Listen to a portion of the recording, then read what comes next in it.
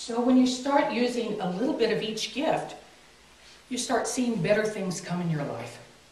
Gifts, people noticing you, things going smoothly, being successful because now things are going smoothly. What else can you have? What else would you want? But the one that I've noticed that we have the hardest time getting is the concept of love. We've got conditional love, we've got unconditional love, we've got all different kinds of love, but you see, each one of those puts a condition on love. Because by accepting unconditional love, you're saying there is conditional love. So you're creating it at the same time.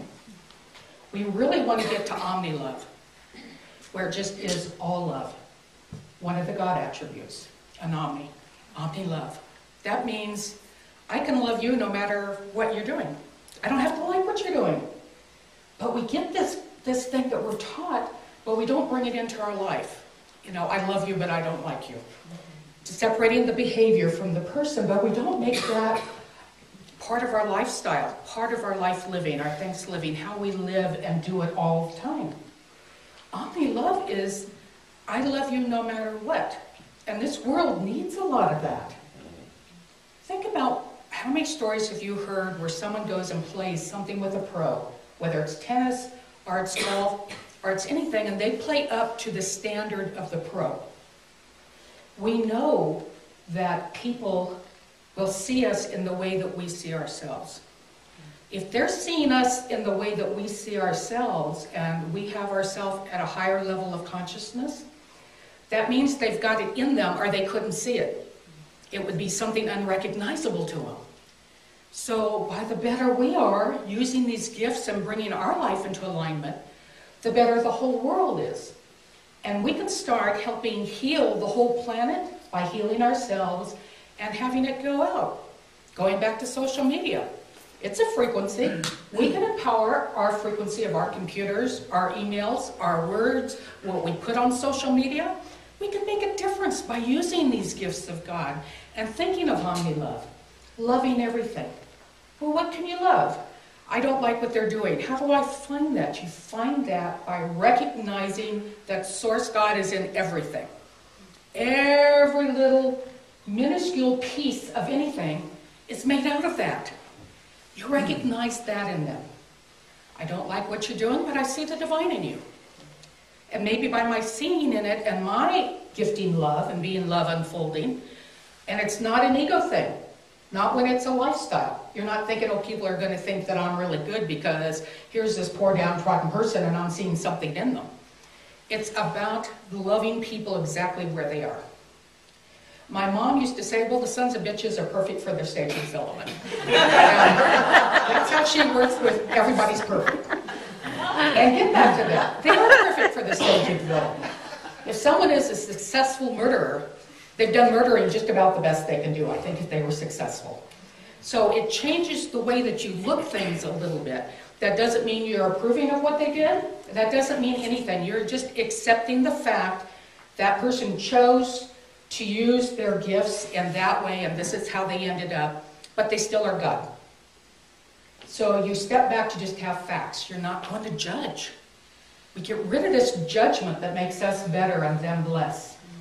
Rid of the judgment that goes on into this religion is the only religion, or that religion is the only religion, or all of those kind of things, to where we're working on this divine acceptance, where we accept everything. And when we accept everything, we know that we're in divine right timing because we're accepting whatever we're supposed to do. We're accepting harmony for us, and peace for us, and love for us. And that is the most important thing. It's very hard. After I had to learn to love me, I think I could love anybody. Because it was not easy to get past the programming, to get past how I was judging myself. To use omni love for me to make it okay that, well, this is what it is. And I can be okay with that. And boy, that didn't happen early. That took a long struggle to get to there. They tell you, look in the mirror. Yeah, right, who wants to look in the mirror? And then you're supposed to tell yourself nice things. And what do you see? The hair's not good, you didn't pluck the eyebrows. You know, you're going through all the fun things, right? And to get to the thing where you can look at it and go, well, okay, maybe you're cute. But how do you get to pretty and beautiful? Those are hard. You got to retrain yourself. And all of this is a choice of retraining. We've just been retrained out of being in harmony with Source. And now we got to retrain ourselves back in. And once we get into it and start laughing about it, Jenny and I laugh over the mix-ups we have all the time. Won't you try that? Yeah, and you know what happened? You make it funny. And in making it funny, it's not an emotional thing that triggers you anymore. You get rid of the trigger. But it's allowing yourself to make the choices. This is a perfect time of year. We're being thankful, and then we're going to go into the holiday season, and then we're going to go New Year's and starting this new year. This is a perfect time to sit around and think about, what am I really blessed with? And to think about the gifts from Source.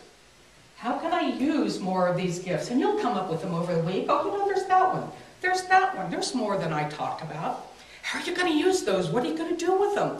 You're going to just let them sit there and like ignore them, which we do most of the time. But wouldn't it be more fun to invite them into your life and let them make life easier?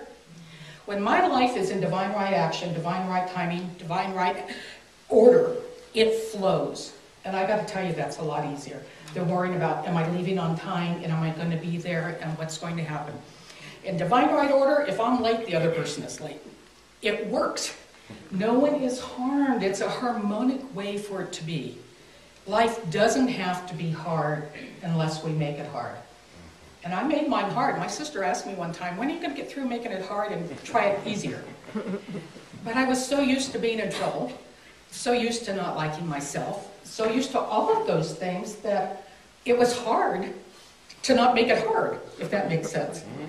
And it took a lot of conditioning, a lot of work, a lot of talking to people and how's it working for you and what's working for you. To have a support system. This room is a support system for all of us.